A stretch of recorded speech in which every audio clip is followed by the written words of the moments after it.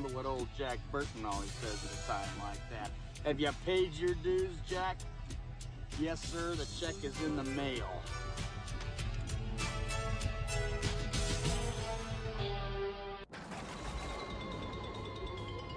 Hello and welcome to a bonus episode of Wheel of Horror, the podcast where two best friends usually have a wheel decide which film they're going to talk about, but today we're going to be big boys and do it ourselves. Today we're talking about the 1986 film Big Trouble in Little China, which was directed by John Carpenter. I'm your co-host Alec. I'm Eric, and with us again is Michael Valente. Michael, welcome back to the show for another banger of a movie, Big Trouble in Little China. Hey guys, thanks for having me back after the first two flops. Didn't like Ernest Saves Christmas? I'm sorry. I thought Ernest Saves Christmas was right up your alley. No, I enjoyed talking about it. Twice, because our mics failed the first time. I think a little context for this episode. So, yeah, it was kind of like a joke. We had Mike do Killer Clowns and then Ernest Saves Christmas, and we're like, all right, Mike, you pick any movie you want, anytime, any place, any day, and you chose this movie. I love this movie. Yeah, tell us all about it. Why, Mike? I think the main reason, I guess there are two big reasons. First one, this is one of my favorite movies. The second is that every time I watch it, I think of Eric every single time. Kurt Russell's character just reminds me of Eric so much. So it's funny you said that because I was watching this with that in mind, and I realized exactly why you subconsciously think of me. And it's because you're like, who's his friend who has the fiance? What's his name? Wang Chi. Wang, yeah. So you're Wang, and you owe me money. And it's like, hey, Mike, can you give me the $20 from last week? You know, we ordered pizza. It's like, okay, but first we got to go on an adventure. And we're taking your truck and using your gas. And we're picking up my fiance at the airport. It's like, no, Mike, I want the money now. It's like, no. Double or nothing. It's like, what do you mean double or nothing? Double or nothing. That's like, I'm watching this and like, Mike's like, why does this remind me of Eric so much? Like, he always like somehow owe me money. Also on this adventure, if we could pick up a few McChickens on the way, you're buying. Pork Chop Express. Holy shit. That is so funny.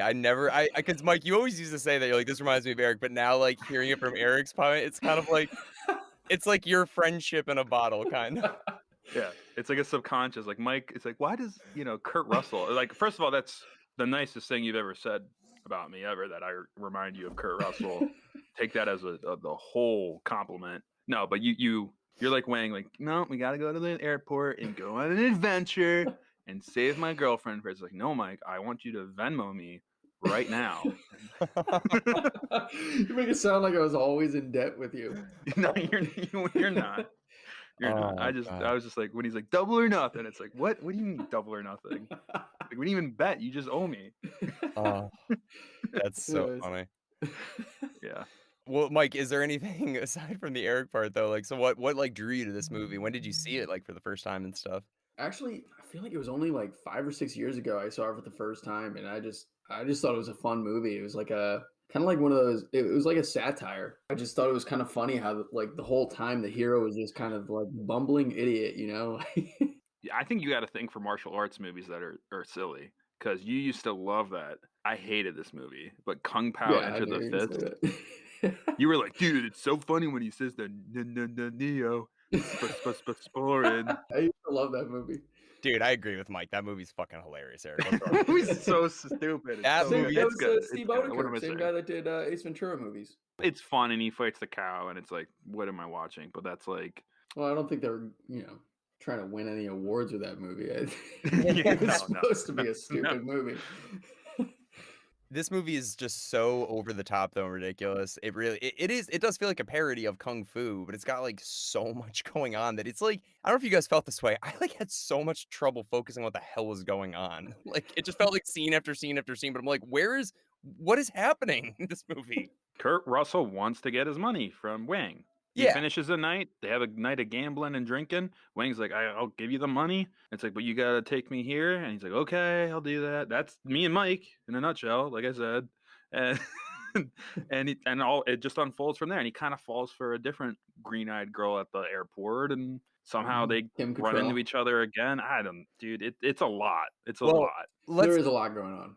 Let's go back even before that. Let's start with like the first freaking thing. He's driving that truck and he's just munching down that sandwich, pretending he's like a radio host on his like big rig thing.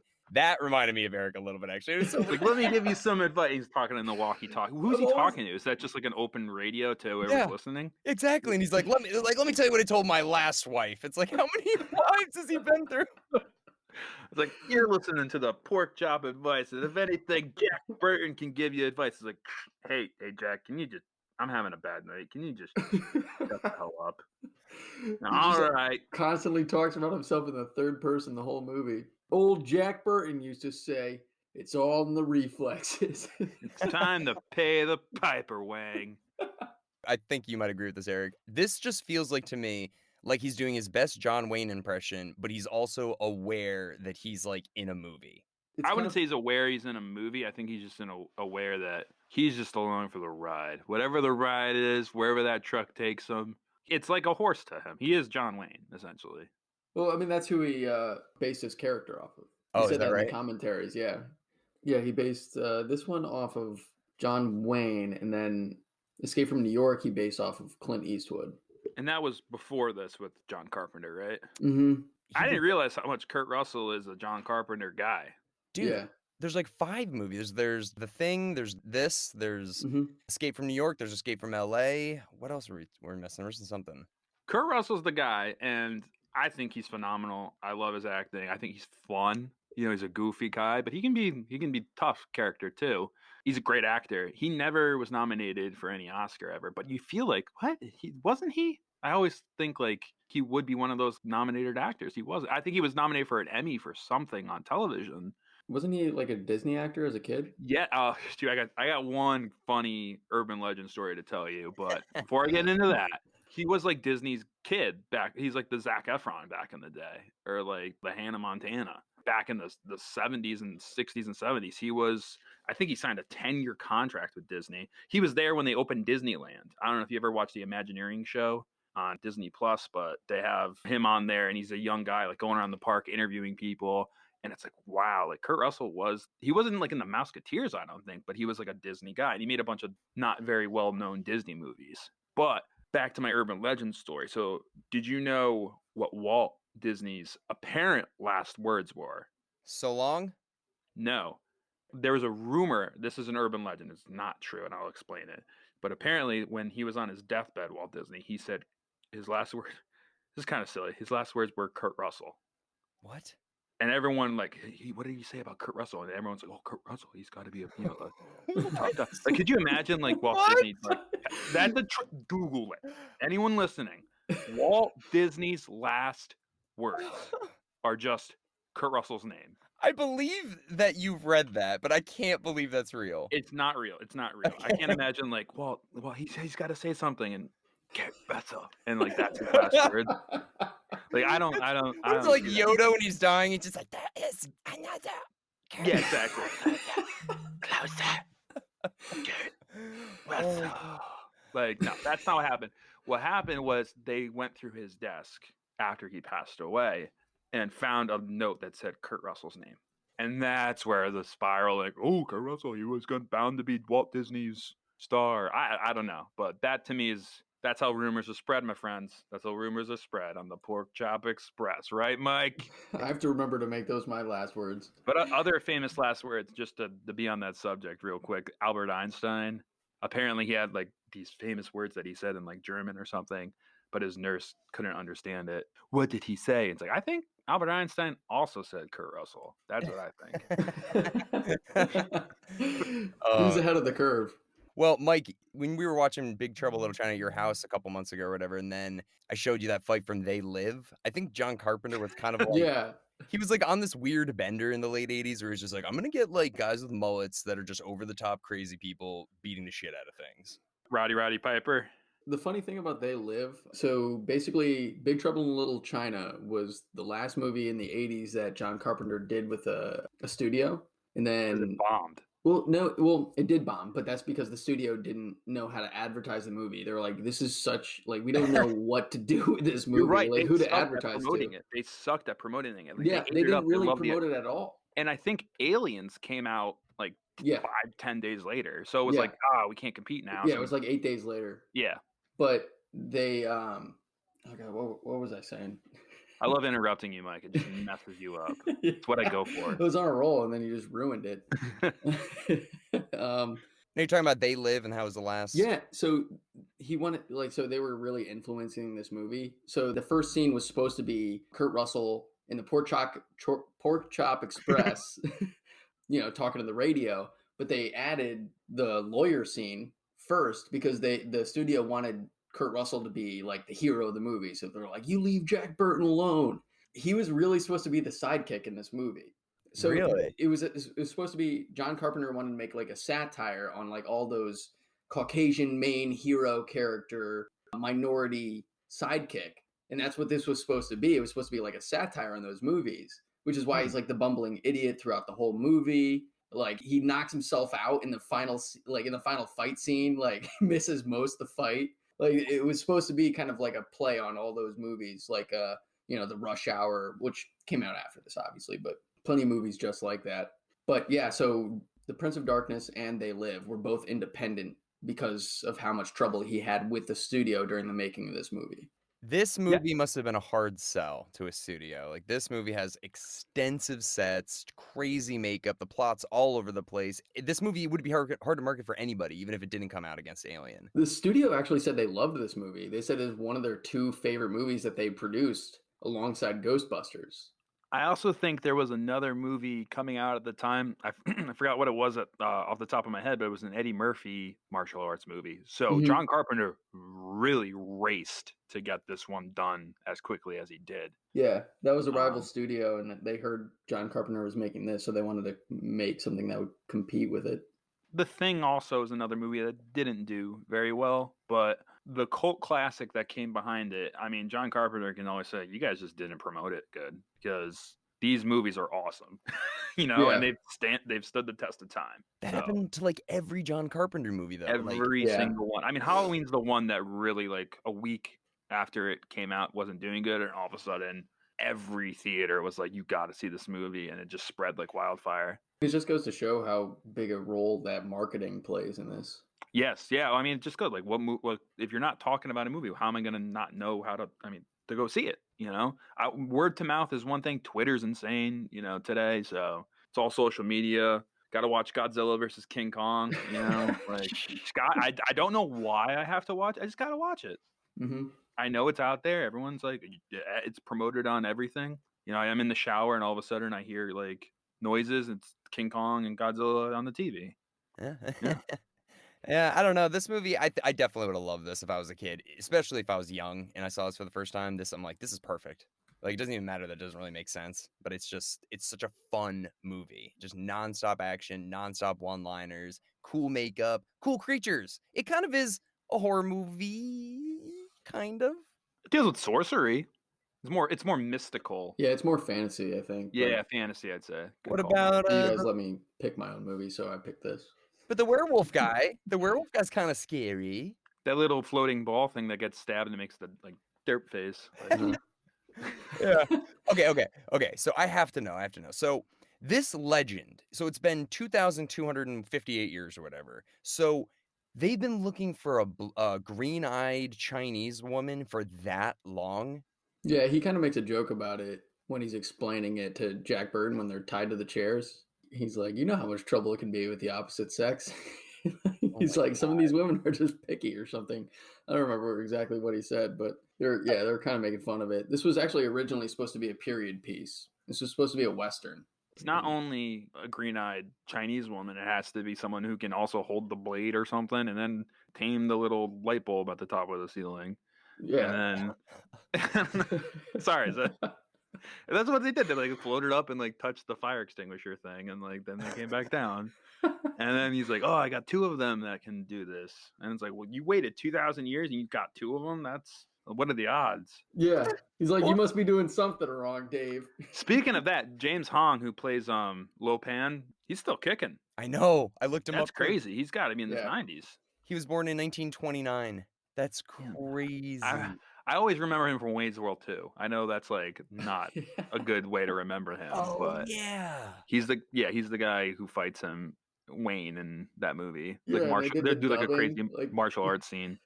That's so funny. I was like, where do I know him from? And he's in Blade Runner also. He's the guy that's like makes the synthetic eyes. Yeah, it's crazy. Yeah, I mean, good for him. Love him. James Hong, hang in there, buddy. I want to know how they did that effect with the like his head lighting up. Like with the light. Yeah, his like skin was like see through and glowing. Did The Thing come out yet? Yeah, that was 82 or 81 or 82. This was 86. So he's probably like, you know what, The Thing poster? You know what we do in The Thing poster, but we never do in The Thing? Let's do that in this movie. That's what I think happened, because the poster has nothing to do with The Thing. Yeah, no, you're so right. I think that's where this came from. John Carpenter's like, you know what? People really like the poster, so we should bring it into the movie somehow. That's where I think that came from. Yeah, I guess you're right. It's just such a weird concept. It's like it has to be a green-eyed woman who can do all these weird things, and then I'll get my youth back from this demon. And the only reason Kurt Russell's there, so what is Kurt Russell? Is he just like a truck driver that just is like, well, I guess I'll stop play cards with my old friend Wang, and then what? Alec. Yeah, he was making a delivery, right? His reflexes. That's why he's there. Okay. Well, he's just there to get his money, and then all of a sudden he's like kind of more invested, like he's helping out his friend. Okay. Well, the truck getting stolen, I'm like, okay, I guess he has a little bit of an investment, but I did the math for inflation. Because he's like, you owe me $1,128 or whatever. That's a lot. That would have been like $2,700 today. So I was like, but isn't that more? And then at the end of the movie, he's like, I paid you 3 times. Oh, so it's like $6,000. He's just like, he's like, you own a Chinese restaurant. You owe me $6,000. What does he own the money for? Then he's like to Kim Cattrall. Like, I think I'm gonna sell my truck and settle down now with this money that Wang Chi just gave me. You know, I'm rich. Really? You just gambled and got drunk and you get to retire? Like, so the original plot was supposed to be, it was like a Western and they stole his horse. And I'm like, at what point do you just go buy a new horse?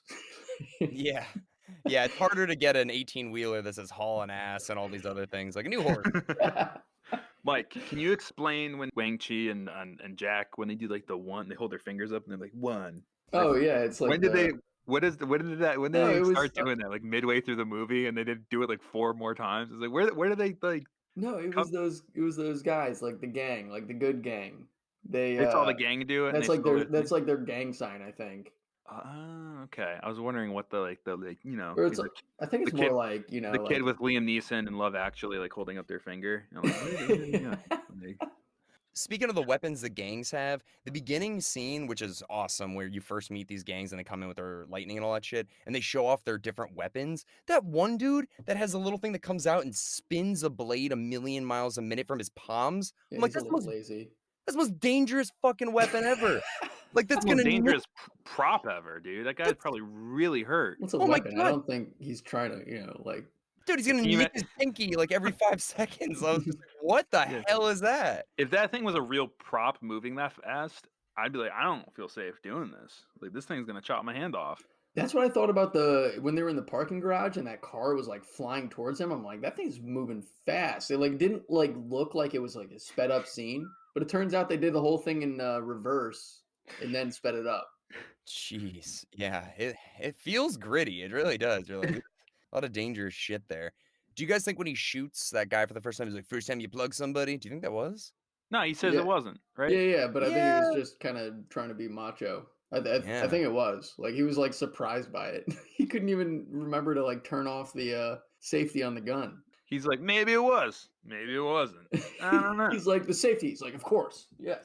Yeah, I don't know. I think it was, dude. I kind of get the feeling like he's trying to like give this impression he's this macho guy, but like I think he's in for the adventure. I think he likes this. Russell talks a lot about it in the commentary. He's like, at first I didn't really know if I wanted, like, I didn't know how to perform this role. But he's like, he talked to John Carpenter and then like reread it a few times, and he's like, I think this guy like he like thinks of himself as like an Indiana Jones, but finds himself way over his head constantly and just manages to squeak through these situations. Yeah, I think that's 100% accurate. It seems like that the whole movie, he's just like a truck driver that's just like, I'm just along for the ride. Do you guys remember that movie Captain Ron that came out? Yeah. That feels like this is a prequel to that. Huh. Like, because have you seen the movie, Eric? No, I've never seen Captain Ron. No. So it came out in 92, and it's literally about Kurt Russell being like a boat captain who takes this like family with Martin Short's family, and he's like an upper middle class guy, and he's just like, I want to take my family on a boat cruise. And Captain Ron is this alcoholic boat captain who like starts hitting on his daughter and stuff. It's a stupid movie. That's an 80s movie, right? That has to be 80s. 92. No, okay. But it feels like it's the hangover of the 80s. But it feels like Kurt Russell at the end of this movie is like, I'm out of here, babe. And then he just goes, and that's like pretty much where he goes off to, is to be Captain Ron. You're out of gas. You're out of gas. Like, I think Kurt Russell signed up for a Western, and John Carpenter's like, actually, it's a martial arts movie now. And he's like, wait a minute. Hold your horses. And John Carpenter is like, double or nothing. Nah. Two other quick little trivia things. Egg Shen's, when he brings them into his like place with like all the stuff that's like worth like thousands of dollars, that's the same building as the Ghostbusters main office. Yeah, the interior. Yeah, that's the same. I read that and I was like, oh, that's pretty cool. Yeah. And another quick little trivia thing, and they mentioned this in the commentary. I didn't listen to it. I just read up about it. Right after the brothel scene, when he like dresses up, or like during, I guess Kurt Russell had the flu really badly. Oh, jeez. And if you look at the scene with him there, he's like really sweating. And it's like not like, it's not fake sweat. He's like, I'm really sick. Like, Oh my so, I God. don't know. I think that's kind of funny. That's so cool. I love stuff like that. I love trivia and reading up on these movies after I watch them. So really, Well, this really is cool. not as interesting as that, but you know how John Carpenter does the music for like most of his movies? Yeah. He didn't do it for this? No, he did. He did for Okay. this one, but for what he said is John Carpenter wanted to avoid the usual cliches that he found in other scores for American movies about Chinese characters that are basically rinky-tink chop suey music. And he's like, I didn't want that for Big Trouble. Instead, I opted for a trademark synthesizer score mixed with rock and roll. And I think that was Yeah, there's a lot of rock, like guitar synth almost. Yeah, I love the music in this. I think Yeah, me too. it's always got that little like you guys ever seen Assault on Precinct 13? Yeah. That's like that too, where it's got that like ding ding ding ding ding ding ding, kind of like Halloween too. It's got that like underlying just like oh shit's going down the whole time sort of thing. God, John Carpenter with his music. I love that he does his own stuff. I love that so much. Yeah. He's still What's the writing name of- music today, dude. He just came out with his own album, like The Lost Themes or something it's called. Yeah, Um, sent me What's that. the name of his band? I don't know. I know his son also does music as well, and I'm just like, it's just I don't know. I love it so much when a director, he writes his own stuff. Sometimes he acts, and then he's a very creative human. And I think that's so cool. Yeah. He's got an ear for like cool pulsing music, I guess. Yeah. And I just think that this was, even though John Carpenter is mostly horror for the most part, this is a nice kind of like branch for him. Like he goes off into more like a kung fu, action packed and goofy. I love it. It's fun. I wonder how hard is it easier to do a martial arts movie or really hard? Dude, this looks Being so an hard. experienced director, it must be hard, right? What do you think, Mike? What do you mean, like the fight scenes and stuff? Just like overall, I think directing this movie compared to other movies, I mean, what do you, of John Carpenter, like, because he's gone such a broad spectrum. I can't speak to its difficulty, but I think like for him, like it was an enormously stressful kind of process, especially with the studio breathing down his neck. And apparently Kurt Russell said that he like snapped on one of the special effects directors. Didn't like some like firework go off and he's like, It was one of the blood bags exploded early and he just like went off and Kurt Russell's like, whoa. Yeah, well, because John Carpenter's known as like being like a cool, Yeah. like, very nice director, and I think that's the only time he's like ever lost his cool that anyone like knows of. Look at the budget. I mean, the budget was 25 mil.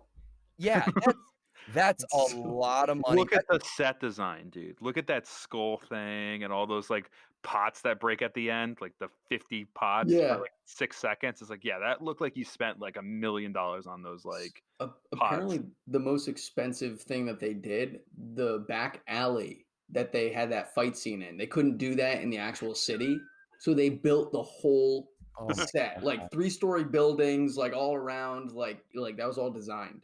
Jeez. I think one of my favorite parts of this movie is when like Wang Chi's like, "Hey, take a left right here," and then he like slams on the brakes and like drifts the truck into the alley. Dude, Like, if you were to try that, the truck would and just like flip over like 6 times. Oh, I'm sure they tried a bunch. I always thought that. I was like, that's amazing. Whoever can do that. Yeah, those are some brakes and tires right there. I just love a lot of Kurt Russell's reactions when something kind of crazy happens, and he's like, "What? What egg? Like what?" Like when that giant weird spider came out of the wall. Oh yeah. He's like What the hell freaking is out. this thing? Yeah, Egg Shen throws like a bomb at it, and then he's like, "All right, let's keep going." He's like, he's looking back. He's like, "What?" I just like looking at Kurt Russell when that floating ball's there, and he's just like looking at it like, "Hey, what's that thing? That's peculiar." Oh my god, he has the best reactions. I have another question for you guys. At the end, when they finally kill Lo Pan, and all of those, they're Buddha statues, right? They all just break. Mhm. Yeah, that's what I was saying. Like, that's where they blew their budget right there, Right. right? But here's the thing. I mean, I don't know. Isn't that like kind of the equivalent of doing like a bunch of like Jesus Christ on a crosses, just like smashing around everybody? Well, I think it's supposed to be like an earthquake or something. So I feel like an act of God is you're okay. As long as it's not Buddha. I mean, they're not killing animals or anything. Like, No, I know. I'm just wondering of like, could you? I don't know. I was just thinking like, what's the equivalent? I don't know. But I don't know. I thought I that mean, was, I never read anything about anything actually happening. Plus, I mean, a lot of the things that they said and did like weren't exactly PC back then. no, I mean, no. so like these No, days, a lot of no, that wouldn't Mike. fly, but back then you're fine. It's like Yeah. 86. It's fine. Yeah. How about the 3 dudes that were Thunder, Rain, and Lightning? Those are just their names. That was their names. That's how it is on the credits too. And at the end of the movie, Kurt Russell says like, "Sometimes you're caught in the storm, and you got to roll with the thunder, the rain, and the lightning." I'm like, oh, he's mentioning like as he's Oh, driving in yeah. a storm. Is So that I was like right before okay. the creature popped up in like the back of his truck? I cannot wait for the sequel. I thought that thing died. Didn't he stab it? I guess not, Mike. I guess not. Yeah, well, I mean, nobody knows how to kill one of those things. What the hell is that thing? Like, yeah, there's no logic to this. But I love how the first line is like, "It's all about the reflex, babe," and then that's just the last pretty much line in the movie too. It's just like, wow, they really boomerang that line throughout the whole movie. Yeah, what's that thing he says in the beginning? He's like, when the tax collector calls, he's like, "Yes, sir, the check is in the mail." Yeah. It's maybe he's like trying to get Wang to hear him. Maybe he's saying this like, "I'm coming for you, Wang. You owe me. Pay the piper." yeah, he's like, when the tax man comes a knocking, I say, the check's in the mail. See, I've learned a thing or two, and he's all, it's like, okay, can someone cut his radio frequency off? I am so sick of listening to this guy. Oh my god, if I was a truck driver, I would love that. I'm like, who is this dude? Like, what is he talking about? Who's that late night woman on the radio from like 10 years ago? Darla or Delilah? Remember around here? Kind of reminds me of that. And she like gives like love advice and stuff. Oh, like that old lady? No, isn't that? Yeah, I don't know. No, on, not like, the TV Oxygen lady. Network?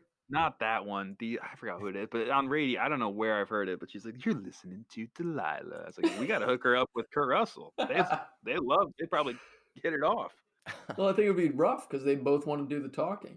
Oh, that's a good point. That's a good point. They'd be talking over each other. Yeah, So you listen here, Delilah. Like,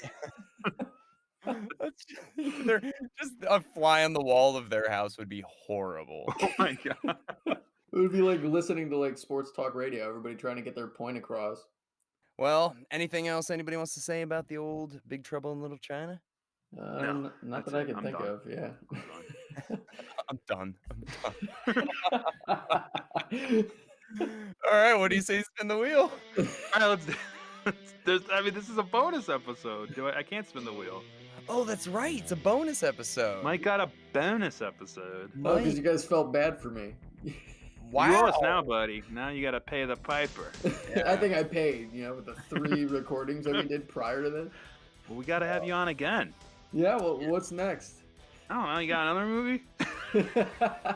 You're the wheel, Mike. I can think of something. Let's You're do the Kung wheel of Pao and bonus. the Fist next. No, please no. We do have a lot of a lot of stuff coming up in the next few months, so I'm sure, Mike, something will catch your eye. Yeah. This was fun, though. I really enjoyed I'll watching take a look this. at your next wheel. Yeah, check it out. All right. Check it And out. my last words, if anyone asks, Kurt Russell. Please, God, have that be on your tombstone.